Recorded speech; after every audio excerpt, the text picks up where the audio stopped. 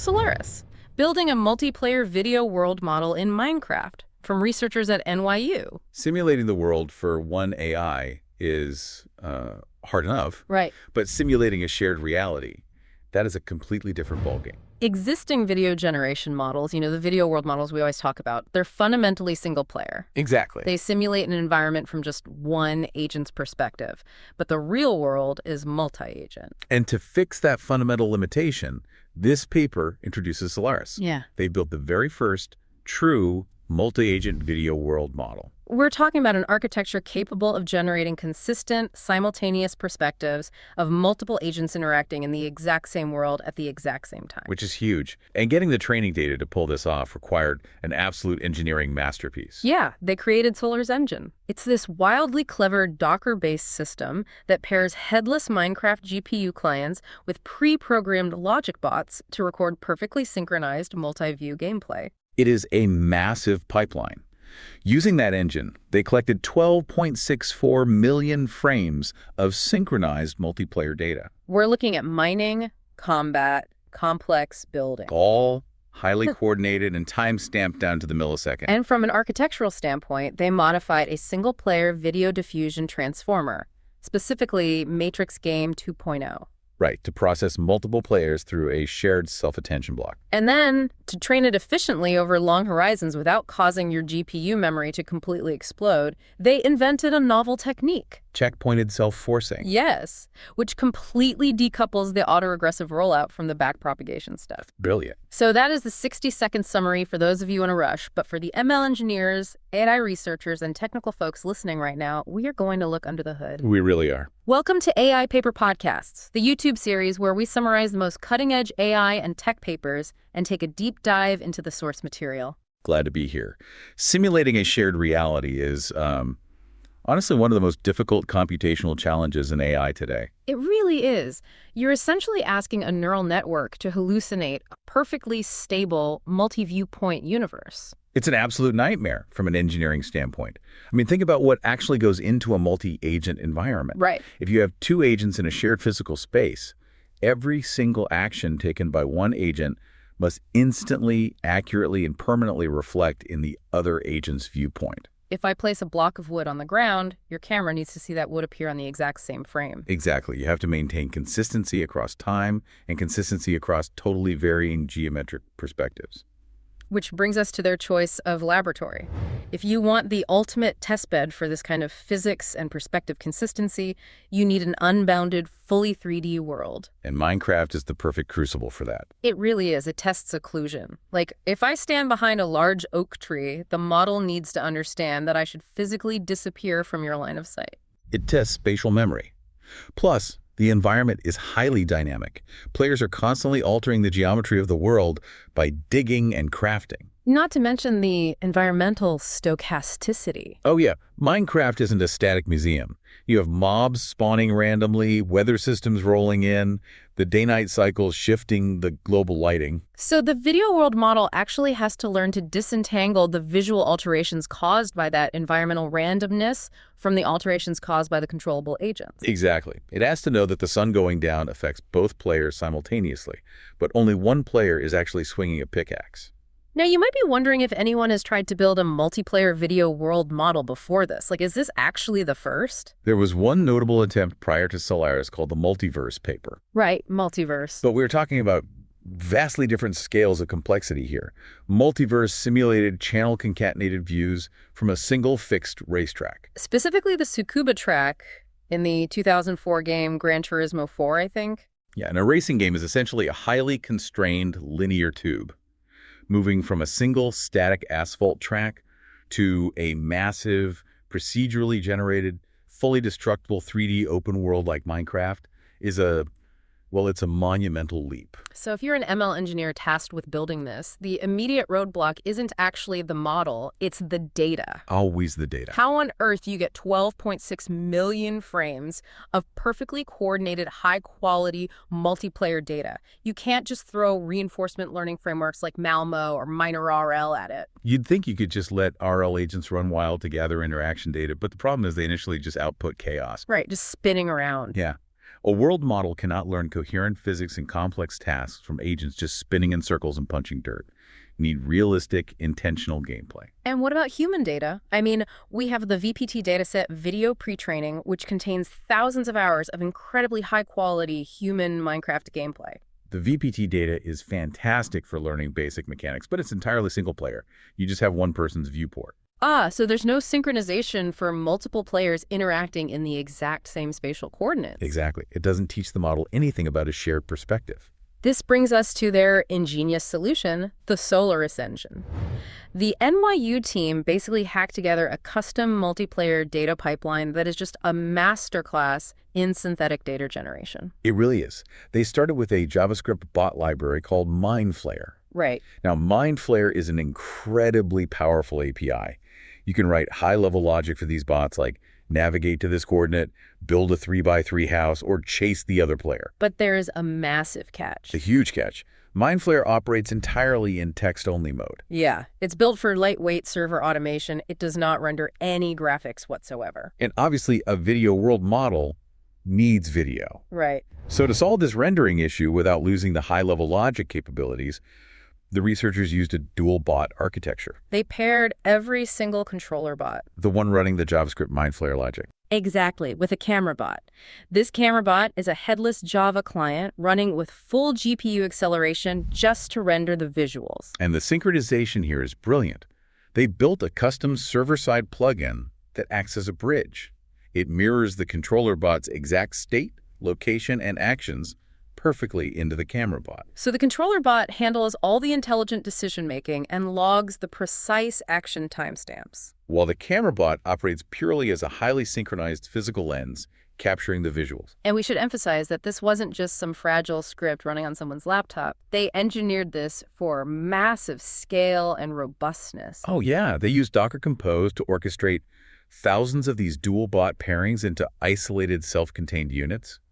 Python scripts launched multiple workers in parallel across massive compute clusters. And they had to build in a dead man's switch mechanism. Because Minecraft is highly stochastic, bots will inevitably get stuck on a block or a creeper will blow them up. It happens to the best of us. It does. And when a failure is detected, the system immediately aborts the current episode across all the associated bots and restarts seamlessly in a fresh, procedurally generated state. With zero manual intervention. Speaking of manual intervention, there is a hilarious data cleaning detail in this paper that perfectly captures the gritty reality of working with synthetic data. I love this part. So to make sure the AI model learned diverse terrain generation, the logic bots were programmed to teleport to a completely random coordinate before starting a new data collection episode. Which is great for visual diversity until you realize that a random coordinate in Minecraft has a very high probability of being in the middle of an ocean. Yes, they would teleport straight underwater, which completely breaks the scripting for an episode designed for, say, chopping down trees or building a cobblestone house. The bots would just drown or stare at sand. And to filter out these ruined underwater episodes, they didn't have a team of undergrads manually watch thousands of hours of video. No, they used a vision language model, a VLM,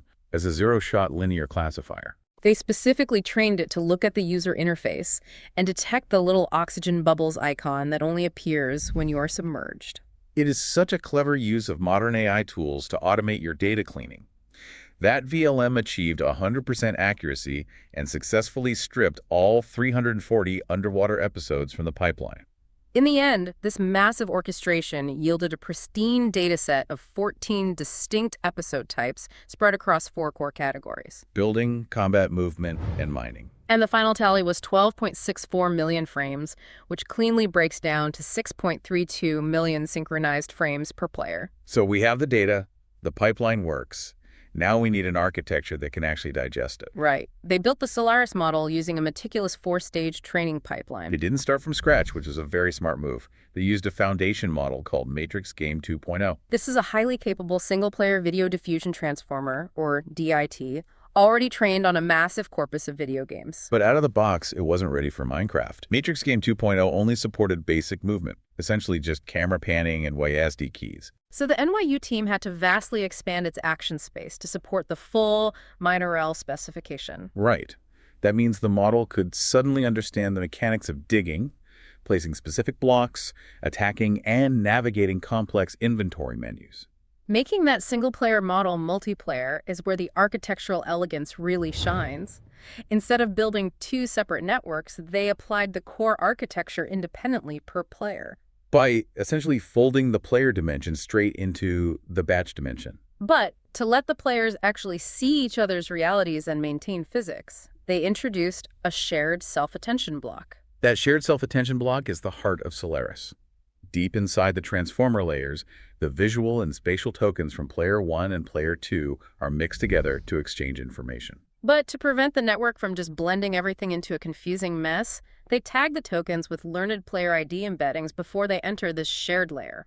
So the model mathematically knows this token belongs to viewport A, and this token belongs to viewport B. They also apply 3D rotary position embeddings independently to each player's tokens. Which is crucial in a voxel-based game because rotary embeddings capture relative 3D spatial relationships much better than absolute position tags. Now for the actual training journey. Stage 1 is all about building a robust foundation. They took that heavily modified Matrix Game 2.0 model and fine-tuned it exclusively on the single-player human VPT dataset. For 120,000 steps with a 33-frame context length. You have to teach the model the fundamental physics and visual language of Minecraft before you confuse it with multiple synchronized perspectives. That single-player pre-training is absolutely vital. Then, in Stage 2, they introduced the multiplayer data we just talked about. They train the model using full-sequence bidirectional diffusion. This means the model is learning to denoise the entire video sequence of both players all at once. Bidirectional attention forces the network to build highly consistent global representations of the shared space. But as you know, bidirectional diffusion isn't how these models operate at inference time. You don't ask an AI to generate an entire 5-minute video at once. No, it generates it autoregressively, frame by frame or window by window, based on your real-time input. Exactly, which necessitates Stage 3, the transition to causal multiplayer. At 60K steps, they branch the model's training. They start applying a causal sliding window attention mask, using a technique known as diffusion forcing. This mask restricts the model. It can no longer look into the future. It can only look at the past, specifically a window of 6 latent frames, which translates to about 24 real-time frames. This trains the network to predict the next set of frames based strictly on the historical context. Which brings us to Stage 4. And here's where it gets really interesting. This is the deepest technical contribution of the entire paper. Let's talk about checkpointed self-forcing and the massive memory explosion problem inherent in long-horizon video generation. Oh, the memory explosion. When you are generating video autoregressively over hundreds of frames, tiny errors inevitably compound. The model starts hallucinating frames that look slightly different from its pristine training data. The lighting shifts, geometry warps, and the visual quality just degrades rapidly. To combat this, researchers use a paradigm called self-forcing. The idea is to supervise a student model on its own generated, slightly flawed rollouts, using a stronger teacher model for guidance. It teaches the model how to recover from its own mistakes. But there is a colossal structural catch here. In this specific setup, they wanted the student model to benefit from a teacher model that possesses a much longer context window. Because the student model has a shorter context, it is forced to use a sliding window to generate the video step by step. And if you try to do backpropagation, the actual learning step through a sliding window generation, the computation graph becomes a literal nightmare. It scales incredibly poorly. Imagine having to keep every single rough draft of a 500-page book open on your desk at the exact same time just to edit the final page. Every single generation step produces a new overlapping window of context frames. And backpropagation requires you to hold all of those overlapping windows in your GPU memory simultaneously. If your student context length is Ls and your total generation length is LT steps, your memory requirements scale at big O of LT times Ls. It is an exponential explosion, and you will immediately run out of VRAM. So how do you compute the learning step without triggering that exact memory explosion? They invented checkpointed self-forcing. It is brilliantly analogous to gradient checkpointing. First, you perform the entire autoregressive rollout to generate the video, but, and this is the critical innovation, you completely disable gradient computation. You just run a clean forward pass, generating the video, and you simply cache the clean context frames and the final noisy frames into memory. By turning off the gradients during that long rollout, you avoid building that massive overlapping computation graph. You save all that memory. Then comes the second step, the recomputation. You take all those cached frames you just saved, and you do a single, highly parallelized forward pass with the gradients finally enabled. And to make this work mathematically, you have to concatenate the clean and noisy frames together and apply a highly specific teacher-forcing mask. This mask is the absolute secret sauce of the paper. It forces the noisy frames to only attend to the past, clean frames within their specific sliding window. Meanwhile, the clean frames are restricted to attend causally only to other clean frames. By using this precise masking geometry, you squash that massive sequential rolling cache operation into one single parallel operation. The efficiency gains cannot be overstated. The memory footprint drops from that exponential big O of LT times Ls all the way down to a linear big O of LT. It completely flattens the memory curve, making long-horizon multi-agent training computationally viable. And because they save so much GPU memory with this trick, they got a massive performance bonus. They could actually afford to enable backpropagation through the key-value cache representations, the KV cache. Normally, in standard self-forcing, engineers put a stop gradient on the KV cache just to survive the memory constraints. But allowing the gradients to flow through the KV cache allowed the model to learn better representations of long-term state. It yielded highly measurable improvements in the actual visual fidelity of the generated video. It is the perfect example of how optimizing your underlying engineering constraints directly unlocks better fundamental model capabilities. Absolutely. We now have this incredibly sophisticated, memory-efficient, multi-agent world model. But this raises a fascinating evaluation question. How do you grade it? Right. If the model generates a video of two players building a wall, how do you definitively prove that the neural network actually understands spatial physics and perspective consistency? Rather than just spitting out pretty statistically probable pixels. Evaluating world models is traditionally very subjective and difficult. To solve this, the researchers implemented a rigorous VLM as a judge framework. They took powerful visual language models and essentially subjected the generated videos to complex multi-stage pop quizzes. They established 5 specific benchmarks that test the absolute limits of a shared reality. Let's weave through these benchmarks because they perfectly illustrate what makes Solaris special. The baseline test is movement and grounding. This is essentially testing for object permanence. Player 1 looks at player 2, then completely turns around, removing player 2 from their field of view. Then player 1 turns back. The VLM is asked, does the model remember exactly where player 2 is supposed to be standing? And that's actually the easiest part. The real nightmare is the second test, memory. In this scenario, both players turn away from each other. They're both staring at completely empty space, and then they simultaneously turn back. The VLM checks if they both correctly render each other in the exact same spatial coordinates. Because if the model is just hallucinating independent viewpoints, one player might reappear 10 feet to the left. The third test pushes into dynamic geometry, building. Player 1 constructs a structure, like a pillar of cobblestone, while player 2 just stands there and watches. The VLM evaluates player 2's perspective to verify that the structure actually appeared in their viewport in real time, block by block, as player 1 was building it. The precision required there is staggering. But the fourth test, consistency, is the ultimate proof of a shared latent space. 2 players are facing each other. Then, they both simultaneously turn 90 degrees to look at a previously unseen area to their side.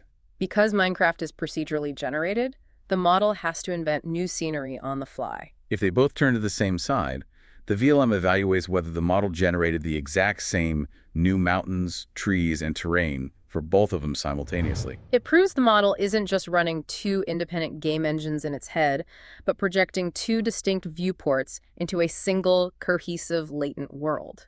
So how did Solaris perform on these tests? It absolutely crushed the baselines. The previous standard, which was essentially just frame concatenation, fell apart on these complex spatial tasks. But Solaris learned incredibly fine-grained state tracking. The qualitative examples in the paper are mind-blowing. They show examples where the heads-up display inventory counters update with perfect synchronization. If player 1 places a block of dirt, the stack size number on their screen drops from 64 to 63 on the exact same frame that the dirt block physically appears in player 2's field of view. They also demonstrated phenomenal global environment syncing. You can see the weather shifting in the generated videos. The sky darkens and rain begins falling at the exact same millisecond for both players, regardless of what direction they happen to be looking. They even generated coherent player versus player combat on complex, uneven terrain. You can see the swords swinging, the characters turning red to indicate damage. All perfectly synced across both autonomous viewpoints. The implications for the broader field of AI are massive. The primary takeaway from this research is that coherent multi-agent world simulation is no longer just a theoretical white paper concept. It is practically achievable today using intelligently modified diffusion transformers. Furthermore, by open sourcing the SolarisEngine pipeline, the NYU team is paving the way for the entire AI community to start generating multi-agent training data. This is going to be the foundational bedrock for training the next generation of vision language action models that actually need to understand and navigate cooperative multi-agent environments. I completely agree. And I want to leave you with a final, somewhat provocative thought to mull over as we wrap up this deep dive into the source material. Let's hear it. Right now, this model is built to ensure two agents share consistent physical mechanics and memories. It is a two-player simulation. But the architecture, especially with checkpointed self-forcing, is highly scalable. Very scalable. Imagine scaling this. What happens when we can scale this architecture to simulate hundreds or even thousands of AI agents simultaneously experiencing the exact same mathematically absolute reality? That is a staggering concept. You were talking about moving from a game simulation to an entirely synthetic, persistent universe. Exactly. If you have a synthetic shared environment that is perfectly stable, entirely controlled by the model, and populated by thousands of learning agents, could this become the foundational pre-training ground for AI to organically develop its own shared language? Or its own virtual economy. Even a primitive culture. To survive or achieve goals, they would be forced to coordinate and communicate in a reality where the physics are absolute and shared by everyone. It radically expands our definition of what a world model can ultimately be used for. It is no longer just a video generator. It becomes an incubator. It really does. It's something for you to ponder as you look at your own single-agent models and think about what the future holds for multi-agent architectures. Thank you for joining us on this deep dive. Be sure to subscribe and check out our next analysis on AI Paper Podcasts.